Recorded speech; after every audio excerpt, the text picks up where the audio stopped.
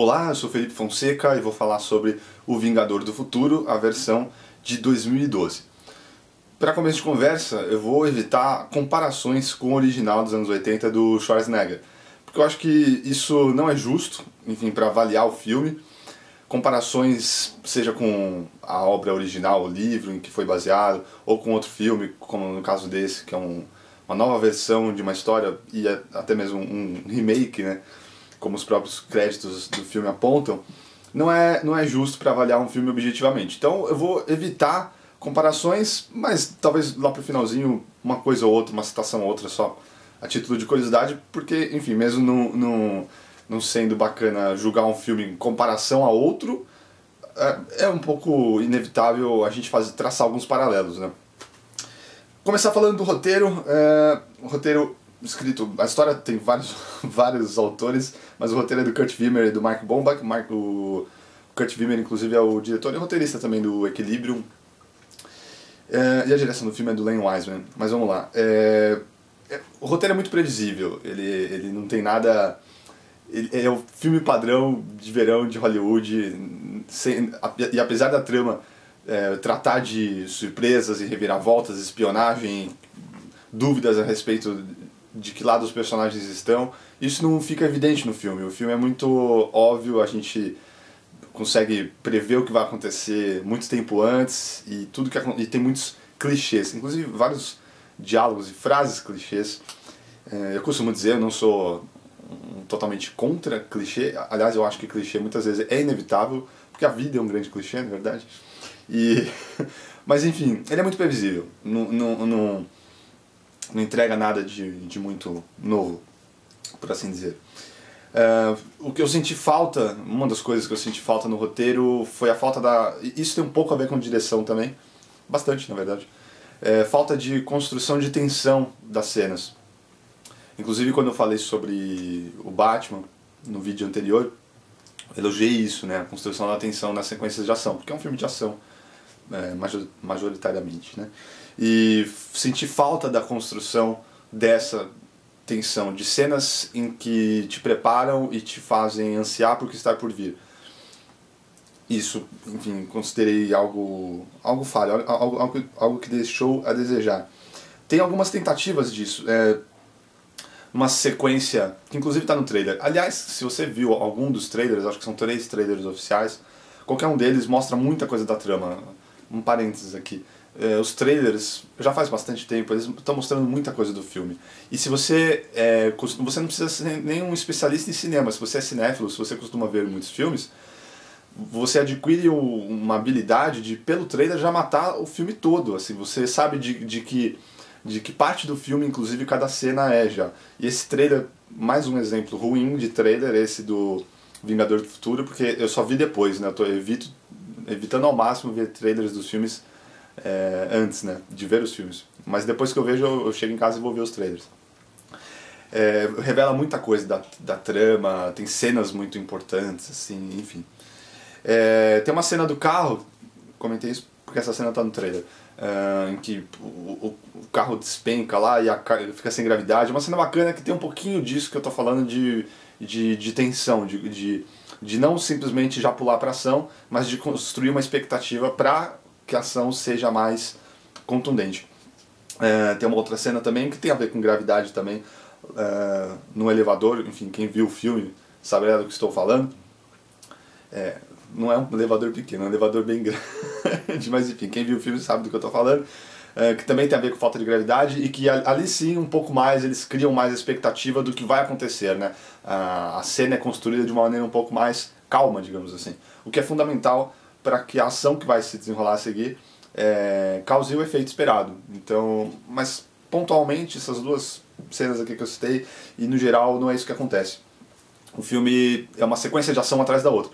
O que por um lado é legal, é divertido, são cenas bacanas, divertido, foi um filme bacana, eu me diverti no cinema assistindo o filme.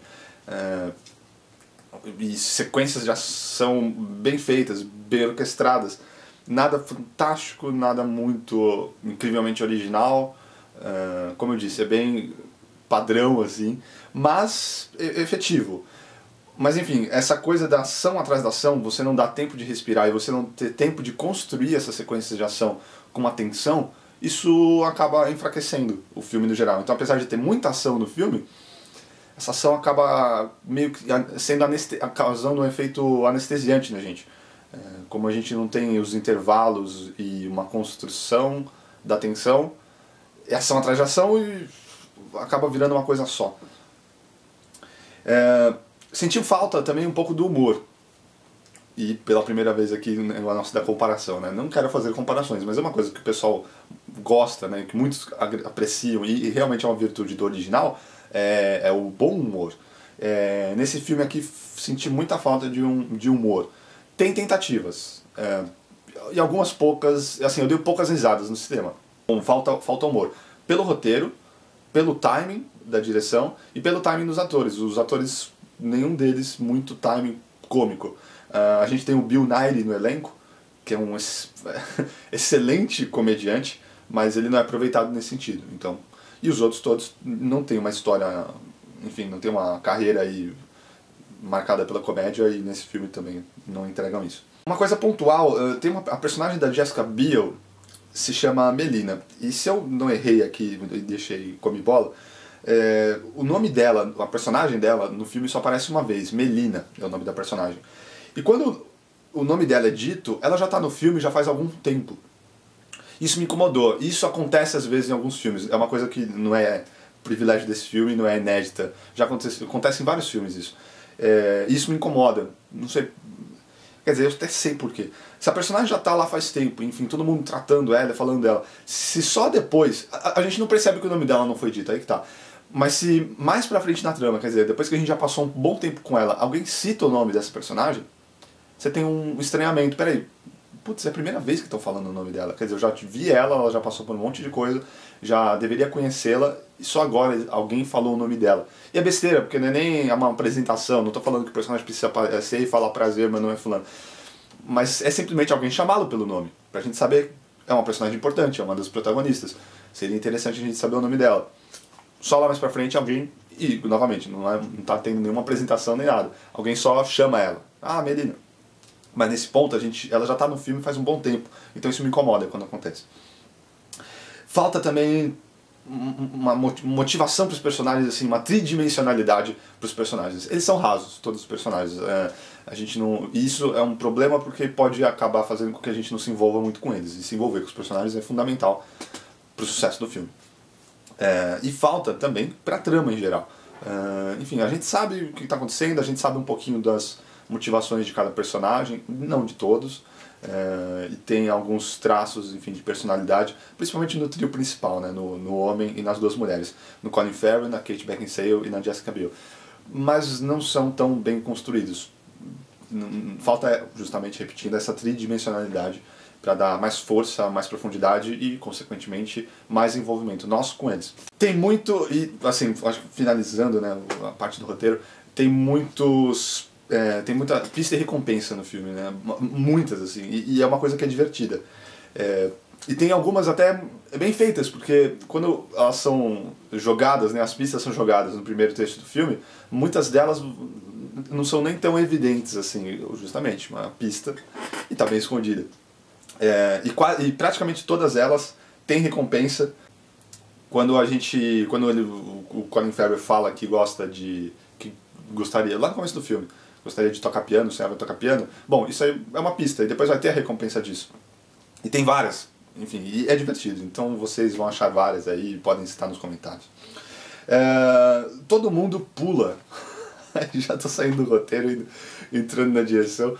Todo mundo pula. Na sequência de ação, a galera chega e pula pela janela, pula de uma escada, pula da nave, pula. O pessoal não faz ideia de onde vai aterrissar, e eles simplesmente pulam. É divertido. E pode parecer, como o pessoal aqui em casa costuma dizer, né, xaropada, mas diverte, enfim.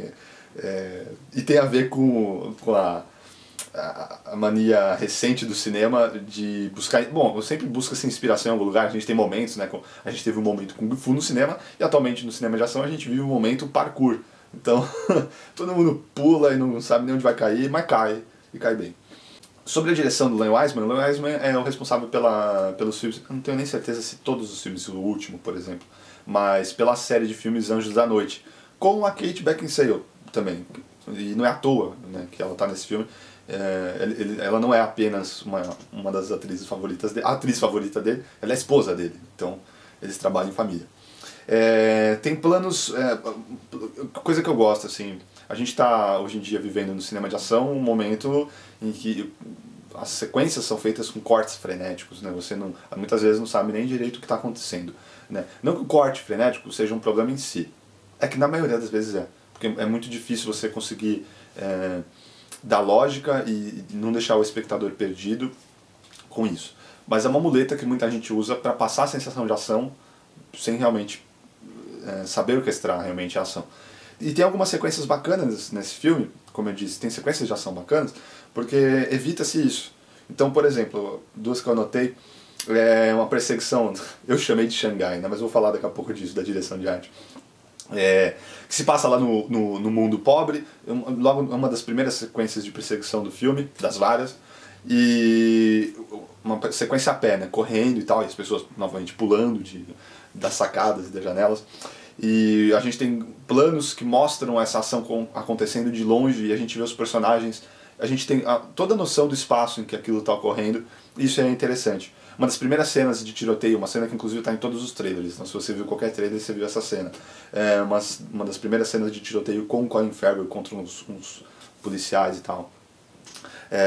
Sem cortes, né? A câmera se aproxima, e é uma câmera rápida, mas sem cortes. Ela se aproxima, dá um zoom dos personagens, volta, dá um zoom, volta, mas a gente vê toda essa sequência de tiroteio, não é muito longa, mas a gente vê toda ela sem nenhum corte. O que também é interessante, eu aprecio quando isso acontece, porque esse negócio do corte, como eu disse, muitas vezes é uma muleta para quem não sabe desenvolver, orquestrar, decupar uma cena de ação. Eu gosto muito quando o diretor tem um cuidado de fazer um plano bacana, um plano interessante, buscar uma visão diferente para aquilo, buscar o não óbvio. Alguns planos interessantes nesse filme. Um plano em que o Colin Farrell, o personagem Colin Farrell escorrega, é jogado no chão e a água vem em direção à câmera. Ele não é nem muito original, porque eu tenho na minha cabeça, não sei se tá assim, mas tenho na minha cabeça que eu já vi isso, provavelmente em algum outro filme. Mas é bonito, e na hora funciona. É uma besteira, isso pode parecer uma besteira, mas enfim, como eu disse, é um plano bacana, buscou-se algo ali, e eu achei bacana, bonito. Tem um plano, quase entrando na picaretagem, um plano da Kate, também numa cena de briga, uma cena de ação da Kate Beckinsale com Colin Farrell, em que ela desliza pra cima dele na cama. Bom, é isso aqui que vocês estão vendo, basicamente, mas é um plano que tem uns 2 ou 3 cortes pra gente chegar nisso. E é interessante, assim, bacana. E tem a ver também, nesse caso, com a coreografia da luta, né? Foi bacana, assim, interessante, bem bolado. E um pouco original na sua concepção, né? na sua coreografia. Então, interessante. Apesar dos planos bacanas que o Len Wiseman buscou, a gente tem um plano Trinity nesse filme. Aliás, depois de Matrix, muitos filmes têm um plano Trinity. Então a gente tem o plano Trinity nesse filme também. No comentário do Batman eu falei, talvez eu vou falar de novo, então quem sabe isso não vira, sempre que possível, né? Sempre que o filme tiver, eu vou destacar isso, né? Um momento picareta, um momento para vocês picaretas. Vamos nos confraternizar nesse momento. Tem um plano... é um plano da bunda da Kate Beckinsale, porque assim, toda a justificativa, todo enquadramento é feito para destacar aquilo. E eu acho muito engraçado, eu particularmente morri de rir, porque, como eu já disse, o Len Wiseman, o diretor, é o marido dela. Então, enfim, picaretando a própria esposa. Mas, assim, quando esse plano surge no filme, você fala, enfim. É isso aí. A estética do filme é totalmente baseada na questão de em cima e embaixo, das inversões. Aliás, o primeiro plano do filme brinca com isso já. O plano, um close na cara do Colin Farrell e a câmera vai se posicionando e ficando na posição correta. Por quê? Por causa da trama do filme. A gente tem a colônia lá na Grã-Bretanha, na Inglaterra, dos ricos, tem um elevador, né, um túnel que que atravessa o planeta Terra, né, corta o eixo do planeta Terra até chegar na Austrália, que é o outro lugar em que ainda restou, em que ainda é possível viver no planeta Terra, lá na Austrália. Então tem essa questão dos polos e essa questão do em cima, embaixo, invertido, enfim, Oriente e Ocidente. E eu achei isso interessante na direção de arte, assim, na concepção daquele mundo. E é muito interessante, porque eles criam lugares suspensos, a gente não sabe muito bem, parece pelo menos que estão suspensos. É uma coisa que não dá para entender muito bem, mas que acho que visualmente funciona. Então a gente tem essas favelas chinesas lá nesse mundo pobre, em que elas parecem que estão flutuando no ar, e você tem camadas e camadas disso, né, pro céu, e parece tudo meio flutuar. Mas para sequências de ação ajuda, funciona, esteticamente é interessante. E como sempre tem influência oriental. O mundo do futuro, em 90% dos filmes que a gente assiste, parece que é dominado pelos orientais, porque tudo é referência oriental. Nesse filme tem muitos flares, desde o começo. Flare, o que é? Vou dar um exemplo aqui. E tem muita gente, por exemplo, hoje em dia a gente tem um cineasta, o J.J. Abrams, que ele começou a fazer isso no Star Trek e tem feito isso nos filmes dele. Mas, nos filmes do J.J. Abrams, apesar de aparecer muitas vezes, né, no Star Trek, muito, no Super 8 também aparece, não tanto quanto no Star Trek. E por que não aparece tanto quanto no Star Trek? Por causa das fontes de luz. Um flare é provocado por uma fonte de luz. Então, apesar de parecer um abuso desses flares, é sempre justificado. Assim, no cenário, sempre a gente sabe de onde está vindo aquele flare. E nesse Vingador do Futuro Novo, eu me incomodei com isso, por quê? Porque desde o começo do filme, muitos flares, assim, eles aparecem do nada e sem um ponto de luz. Você tem que ter um ponto de luz para ter esse flare na câmera. E nesse filme fica muito óbvio que todos são da pós-produção, porque quase nunca tem um ponto de luz para justificar aquele flare. Eles são colocados à toa, parece uma distorção da tela, parece um defeito do filme, que fica aparecendo esses flares. E tem uns que são muito grandes e totalmente injustificáveis. No começo eu até estava esperando, né, por desenvolver da trama, ver se chegaria a algum lugar aquilo, por causa desse mundo dos sonhos, o recall, a gente tem várias camadas de realidade nesse filme, teoricamente, deveria haver e tal. Então eu falei, será que tem a ver? Esses flares estão aparecendo porque é algo que está se passando na cabeça do protagonista, enfim. Mas não, infelizmente não é por isso. Eles vão do começo ao fim do filme totalmente injustificáveis e muitas vezes intrusivos. Então não gostei dessa decisão do diretor, junto com o diretor de fotografia, que é o Paul Cameron. Não gostei. A trilha sonora do Harry Gregson Williams, que é um compositor padrão aí da equipe do Hans Zimmer, que tem feito muitas trilhas, algumas boas, outras não tão boas, mas sempre meio padrão, também não escapa. Então assim, ele é competente, tem um tema que eu gosto que é uma batida, inclusive tem no trailer,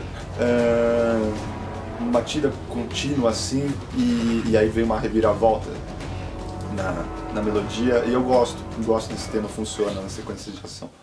O elenco, gostei do elenco. Assim, se a gente for pegar individualmente, eu acho que o elenco é muito bom. Eu gosto muito do Colin Farrell, acho ele um ótimo ator, mas acho que falta carisma para ele, pelo menos faltou carisma para ele. Não falta carisma para ele, porque ele já fez outros trabalhos em que ele transmite isso. Mas nesse filme eu achei que faltou. E aí é culpa do roteiro, eu acho. Nesse caso eu acho que é por causa do roteiro, por causa das falas dele, por causa da construção do personagem dele, que não é tão cativante. E não é tão divertido, e quando ele tenta ser, como eu já disse, na maioria das vezes ele não é. Enfim. Mas como o filme é muito baseado na ação, isso acaba ficando um pouco diluído, como não é baseado nos momentos, entre os personagens, enfim. E deveria ser, como eu já disse, não vou ficar me repetindo. A Jessica Biel, ela sim, ela já não acho que é uma atriz das melhores. Não é uma atriz muito boa, é mais pela presença dela ali, enfim. Então, vou falar o quê? O personagem dela não é dado muito... Apesar de aparecer bastante no filme, ser uma das protagonistas, não há muito cuidado na construção da personagem dela, e ela tá ali mais pra enfeitar. Então, enfim, enfeitar e não enfeita a lei, né? A gente tem o Bryan Cranston também, com outro... Bryan Cranston ou Cranston? Não sei qual é a pronúncia. Que tá em voga desde que Breaking Bad começou a fazer bastante sucesso. Porque ele tá nossa, só esse ano eu acho que eu vi uns 4 filmes com ele. Então ele tá divertido, ele é muito bom. Ele faz um dos vilões e faz bem, faz bem. Não tem, ele tem menos tempo de tela, ele vai aparecer mais para a segunda metade do filme, mas quando ele aparece bem, então eu gostei. Agora, em termos do elenco, quem rouba a cena, mas assim, não é por causa de um show de atuação, por causa de nada disso, como eu já disse, os personagens não tiveram esse cuidado pelo roteiro.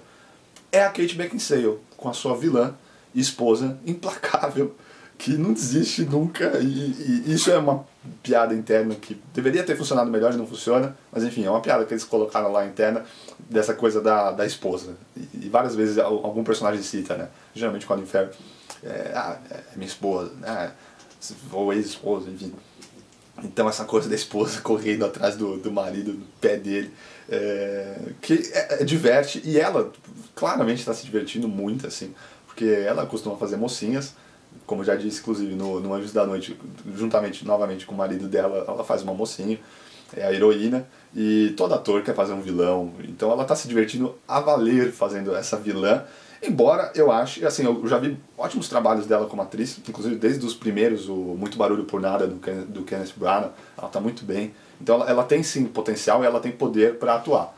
Então quando eu já vi boas atuações de atores, mesmo que seja só em um filme, eu sei que ele é capaz de fazer.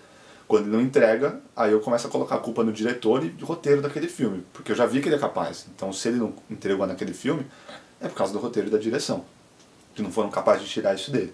É o que acontece aqui, eu acho que ela poderia ser mais irônica, ser mais engraçada, ela tá sempre muito séria, e isso acaba ficando meio chato pra qualquer vilão. O vilão que só se leva a sério, sabe, tá sempre com a cara fechada, isso é um problema, ao meu ver. Mas ela é tão... assim, ela tem essa energia e ela não desiste, e ela é uma revolta tão grande para pegar o personagem do Colin Farrell que acaba divertindo bastante, e é bacana. Eu não sei meio porquê, eu não sei se é picaretagem ou não, mas é bacana a vilã, fazendo o oposto aos homens vilões, né, que geralmente a gente tem nesses filmes. É divertido você ter uma vilã, sabe, uma mulher descendo a porrada em todo mundo, é bacana, é divertido. E ela, enfim, eu acho que do elenco, feitas as ressalvas que eu já fiz, quem se salva melhor, assim, né, quem marca mais é a personagem da Kate Beckinsale com a sua vilã, né, que não desiste, jamais.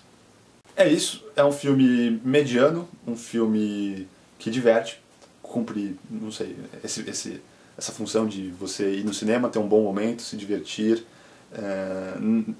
Como eu disse, ele tem vários pontos positivos, ele tem muitas boas intenções, não quero ser condescendente, mas é uma coisa boa, pô, tem boas intenções. E ainda mais dando a sombra de um grande clássico do cinema de ação e ficção moderno, que é O Vingador do Futuro, do Paul Verhoeven com o Schwarzenegger. Então, sabe, analisando tudo isso, esse filme tinha uma baita responsabilidade, quer dizer, uma pressão. Então, eu acho que o resultado é positivo, sabe? Tinha que ter sido, eu acho injusto falar que o filme é, por exemplo, ruim ou péssimo. Então, vou dar 3 estrelas para esse filme, e também se serve de base, para mim serve particularmente.